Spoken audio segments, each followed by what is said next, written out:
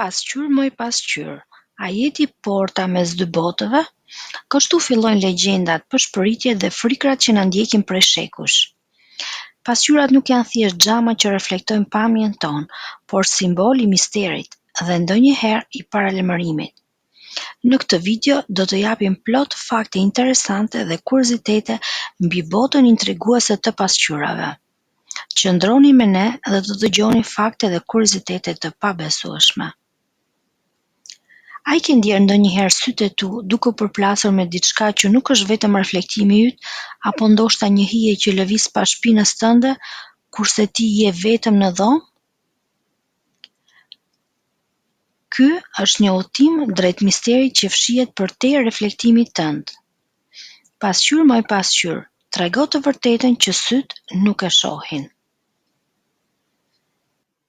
Legjendat popullore dhe besimet e vjetra mbi pasqyrat. Në shumë kultura të lashta dhe moderne, pasqyrat nuk janë parë thjesht si objekte të përditshme, por të reflektuar pamjen tonë. Ato janë konsideruar objekte me fuqi misterioze, të mbuluara me aura mistike dhe shpesh të frikshme. Këto besime kanë shoqëruar njerëzimin prej shekush, duke krijuar rreth pasqyrës një perde enigmatike që vazhdon të zgjojë edhe sot kurreshtjen. Në kulturën shqiptare, pasqyrat janë të mbushura me simbolik të thellë dhe shpesh paralajmërojnë për një fat të mirë ose ters. Një nga shprehjet më të njohura, mos e thye pasqyrën se të ndjekin 7 vite ters, ky besim rrjedh nga ideja se pasqyrat janë të lidhura me fatin dhe shpirtin, dhe thyrja e tyre prish balancën.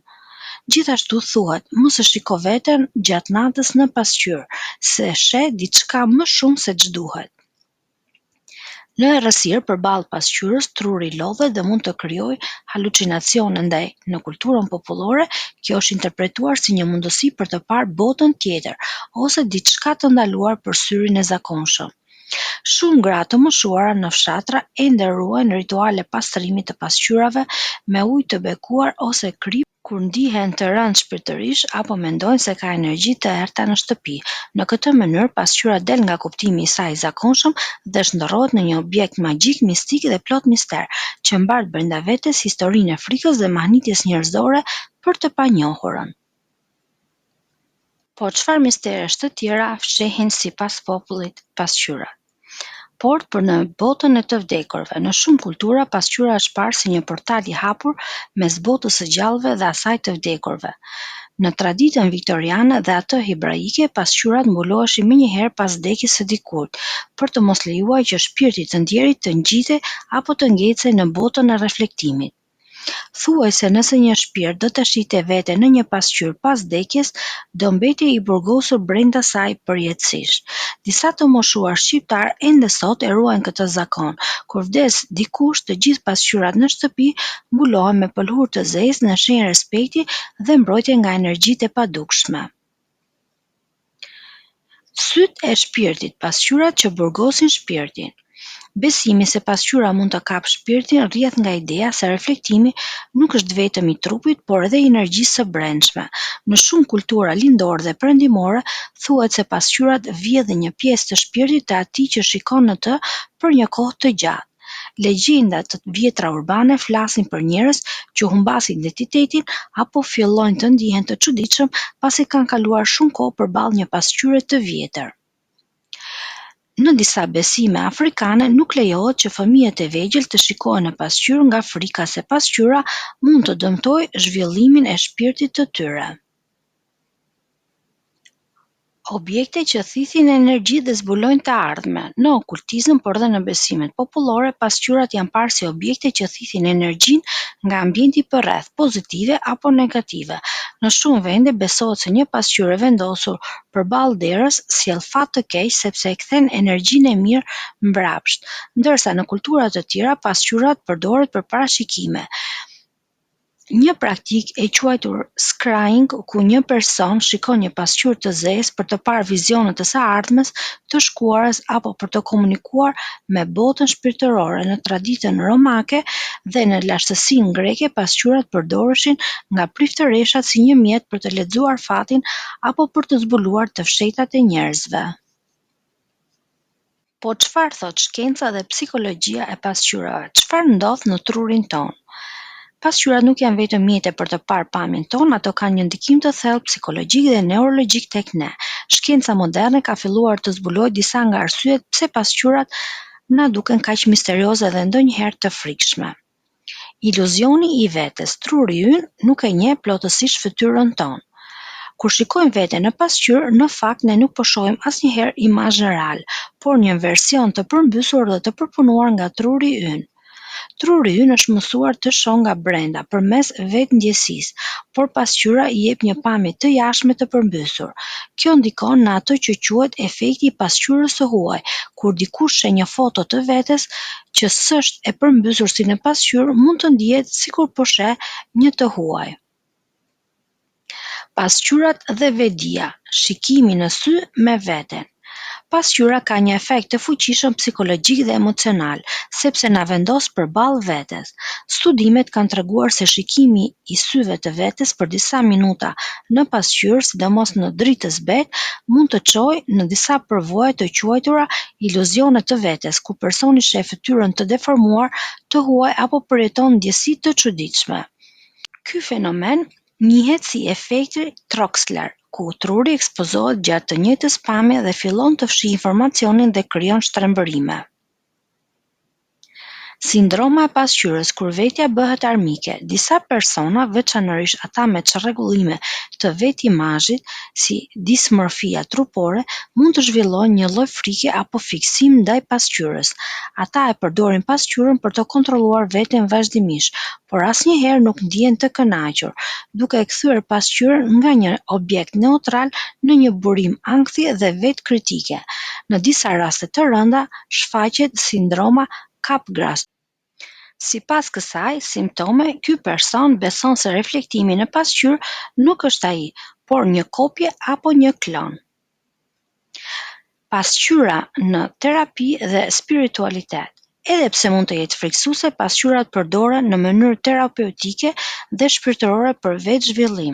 Në psikologji, terapia me pasqyrë ndihmon njerëzit që të përballen me ndjesitë e tyre dhe të ndërtojnë një lidhje më të shëndetshme me vetveten. Në praktikat meditative dhe ezoterike, pasqyra përdoret për vetreflektim të thellë, për të parë përtej pamjes, për të kuptuar shpirtin. Pse pasqyra natën është e frikshme? Shumë njerëz projektojnë ndjesi të frikshme kur shikojnë pasqyrën natën, dhe nuk është për shkak të filmave horror. Në errësirë, mungesa e dritës dobëson perceptimin vizual dhe truri mbush bëshllëqet me imazhe të trilluara, shpesh të frikshme. Në këtë gjendje, aktivizohen pjesë të trurit që lidhen me ankthin dhe imagjinatën. Ndaj në vend të reflektimit, mund të shohim fytyra që lëvizin, sy që na shohin apo ndjesi se dikush tjetër është pranë. Ngjarje të çuditshme me pasqyra të rrëfenja që të dritërojnë. Pasqyrat kanë qenë gjithmonë një burim misteri dhe frike në folklor dhe përvoja personale. Tani do të tregojmë se çfarë kanë dalë njerëzit me përvojat e tyre unike lidhur me pasqyrat. Një përdorus në Reddit tregon një përvojë të pazakontë. Ndërsa po laja duart dhe shikoja pasqyrën në periferi, pash reflektimin tim duke ngritur dorën, ndërkohë që vetë nuk isha duke lëvizur. Ai shprehet: "Jam 98.5% i sigurt që pash veten time të ngrej dorën dhe ta ul përsëri në reflektim, ndërsa duart e mia ishin ende në lavaman nën ujë të rrjedhshëm." Një tjetër rrëfim në Reddit tregon një ngjarje të çuditshme. Një pasqyrë e fiksuar mirë në mur bie vetë në momentin kur një antar i familjes ndërron njëhin. Autorja shkruan: "Pasqyra u thye në orën 7:30 të mëngjesit, në të njëjtin ditë kur gjyshja ime ndërroi jetë. Nuk e kisha menduar ndonjëherë këtë si diçka më shumë se një rastësi, por pas një kërkimi të shpejtë zbulova se kjo ishte një shenjë që vdekja po afron." Reflektime që nuk ndjekin lëvizjet. Një histori tjetër e frikshme përshkruan një moment kur reflektimi në pasqyrë nuk përputhej me lëvizjet reale. Një person rrëfen: "Lëvizja që pash ishte e shkurtër dhe e lehtë, por e vura re menjëherë sepse nuk përputhej me asnjë lëvizje që bëra." Një nga legjendat më të njohura urbane është ajo e Vladimiri. Sipas tregimeve, nëse shqipton emrin e saj disa herë përpara një pasqyre në një dhomë të errët, ajo do të shfaqet në reflektim. Kjo legjendë ka rrënjë të thella në folklor dhe ka qenë subjekt i shumë tregimeve të frikshme. Gjithashtu, shumë njerëz që raportojnë të njëjtën gjë se nuk e njohin veten në pasqyrë, kjo është një shenjë se ka çrregullime neurologjike dhe mund të jetë shkak i fillimit të demencës. Këto tregime dhe fenomene tregojnë se pasqyrat kanë një vend të veçantë në ndërgjegjen kolektive, duke shërbyer si porta për të panjohur dhe duke reflektuar më shumë se thjesht pamjen tonë. Pasqyrat në rituale të lashta romake dhe egjiptiane. Egjipti i lashtë. Në Egjipt, pasqyrat nuk ishin vetëm për zbukurim, por mjete të shenjta që simbolizonin dritën dhe të vërtetën. Ato përdoreshin në rituale të perëndeshës Hathor, e cila lidhte botën fizike me atë shpirtërore. Pasqyrat ishin një mbrojtje dhe komunikim me Perënditë. Romakët dhe mesjetat. Te romakët dhe më vonë në Evropën mesjetare, pasqyrat përdoreshin në praktika të magjisë së bardhë dhe të zezë. Ishin pjesë e ritualeve për të gjetur përgjigje nga e padukshme, për të kërkuar shenja nga Perënditë apo për të zbuluar tradhtinë dhe fatin. Në shumë tradita ato paralajmërojnë që pasqyrat e përdorura në rituale nuk janë lodra. Ato mund të mbajnë brenda vetes energji të fortë dhe duhet të pastrohen shpirtërisht, të ruhen në vende të mbrojtura, të mos përdoren për lojë ose nga njerëz të papërgatitur. Në disa kultura thuhet se nëse pasqyra thyet gjatë një rituali, kjo mund të çlirojë energji negative ose shpirtra që ishin mbërthyer brenda saj. Pasqyrat në sy të okultistëve nuk janë thjesht pasqyrim pamje, por portale të fshehta dhe mbajnë fuqi shpirtërore dhe mjete komunikuese. Nga Egjipti i lashtë në Romën klasike deri te praktikat moderne, ato kanë mbetur një simbol i misterit dhe një dritare drejt së padukshmes. Një nga tregimet më të famshme dhe më misterioze të lidhura me pasqyrat në historinë e shkencës dhe luftës është legjenda e Arkimedit, matematikanit, shpiksit dhe fizikantit të njohur. Kjo legjendë lidhet me përdorimin e pasqyrave për të djegur anijet armike, një ide që ka ndikuar për shekuj me radhë në imagjinatën e njerëzve. Çfarë tregon legjenda? Sipas historianit grek Lucian, gjatë rrethimit të Sirakuzës nga romakët në vitin 212 para erës sonë, Arkimedi përdori një armë të pazakontë për të mbrojtur qytetin. Ai vendosi një seri pasqyrash të mëdha, ose sipas disa versioneve mburoja të bronzta të lëmuara dhe me ndihmën e rrezeve të diellit i fokusoi ato në drejtim të anijeve romake që ndodheshin në det. Rrezet e fokusuara ngrohën drurin deri në pikën që flakët shpërthyen dhe anijet filluan të digjeshin. A është e mundur kjo në realitet? Shumë shkencëtarë dhe inxhinierë kanë provuar të riprodhojnë këtë eksperiment, duke përfshirë dhe emisionin Mythbuster. Rezultatet? Është teknikisht e mundur, por kërkon shumë pasqyra shumë të mëdha dhe të saktësuara në një pikë të vetme, dritë të fortë, pozicion të përsosur të diellit, mungesë lëvizje nga objektivi, gjë që është e pamundur me një anije në lëvizje. Në praktikën ushtarake, ideja është shumë pak e zbatueshme, por si koncept teorik është i mahnitshëm dhe ka vlera edukative. Simbolika e pasqyrave të Arkimedit. Pavarësisht nëse është e vërtetë apo jo, kjo legjendë ka mbijetuar për shekuj dhe ka mbetur si shembull i fuqisë, të dritës së fokusuar, të mendjes njerëzore mbi forcën fizike dhe të pasqyrës si mjet jo vetëm reflektimi, por dhe veprimi. Idetë që rrjedhin nga kjo legjendë kanë ndikuar në zhvillimin e paneleve diellore, furnizimit me energji përmes pasqyrave parabolike dhe sistemeve të avancuar për përqendrimin e nxehtësisë. Historia e Arkimedit dhe pasqyrave të tij nuk është thjesht një tregim luftarak, por një metaforë për mënyrën se si drita, inteligjenca dhe reflektimi mund të shndërrohen në fuqi të jashtëzakonshme. Qoftë si legjendë, qoftë si frymëzim shkencor, ajo mbetet një nga shembujt më të veçantë të përdorimit jo konvencional të pasqyrës në historinë e njerëzimit. Pasqyra në përrallën e Borbardhës të Xhuxhut është një nga simbolet më të njohura dhe më të diskutueshme në mitologjinë moderne dhe folklorin klasik. Pasqyrë moj pasqyrë në mur. Kjo fjali ikonike është shpërthimi i obsesionit, dëshira për të qenë më e bukura në botë. Por pasqyra në këtë përrallë nuk është thjesht një objekt reflektues. Ajo është një orakull, një gjykatëse absolute Një objekt magjik që flet dhe që ka vedije.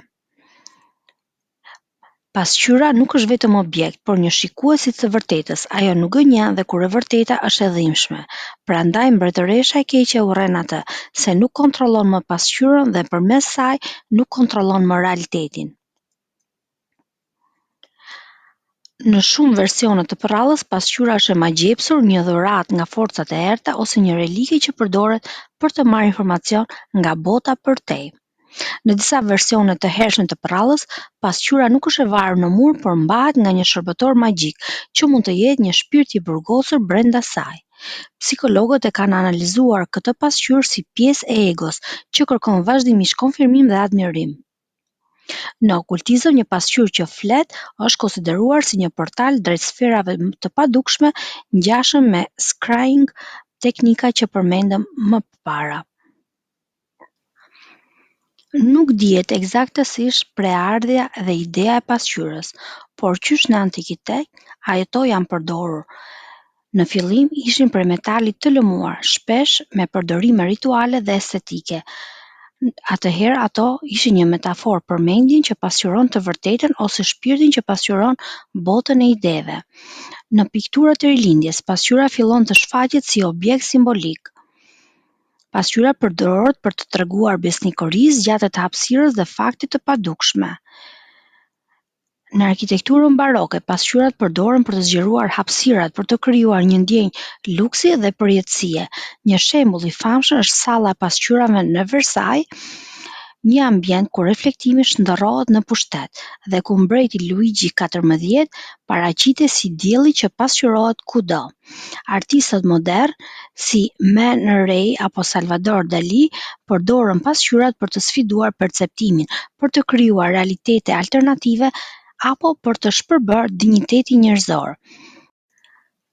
Në arkitekturën moderne, pasqyrat u bën mjete për të zhdukur kufijtë mes së jashtmes e të brendshmes. Arkitektë si Philip Johnson apo Ando kanë krijuar ndërtesa që shkrihen me ambientin përmes xhamit dhe reflektimit. Artistë si Anish Kapoor përdorin pasqyra për të shtrembëruar realitetin, për të sfiduar mënyrën se si ne e shohim botën. Instalacionet me pikturë krijojnë iluzione që shpesh ngrenë pyetje rreth identitetit, vedijes dhe realitetit të përjetuar. Pasqyra në art nuk është vetëm një objekt, ajo është një ide, një koncept, një pyetje. A jemi ne thjesht ajo që shohim në sipërfaqe, apo pasqyra na tregon diçka më të thellë? Ja dhe një kuriozitet që do t'ju befasoj. Pasqyrat thesare mbretërore të shekullit të 17. Në shekullin e 17, pasqyrat nuk ishin thjesht objekte dekori, por konsideroheshin thesare të vërteta. Vetëm aristokracia e lartë, familjet mbretërore dhe princat i zotëronin ato. Ato nuk përdoreshin për t'u parë, por vetëm për të shfaqur madhështinë dhe fuqinë. Venecianët ishin mjeshtrat absolut të prodhimit të pasqyrave. Ato ishin pasqyra të sofistikuara me qelç të pastër dhe mbrapa skenë të praruar me flori. Procesi mbahej sekret shtetëror dhe mjeshtrat që zotëronin këtë zanat ishin pothuajse të burgosur në ishullin Murano, për të mos e shpërndarë teknikën jashtë. Një pasqyrë e madhe dhe cilësore kushtonte sa një anije tregtare, ndonjëherë dhe më shumë. Për këtë arsye, në pallatet mbretërore evropiane si Versailles, ato u përdorën në salla të tëra, jo vetëm për bukuri, por një simbol i sundimit të dritës, pasurisë dhe kontrollit mbi realitetin. Disa mendonin se pasqyrat kishin fuqi magjike, sepse e pasqyronin realitetin siç është, gjë që pak objekte të asaj kohe mund ta bënin.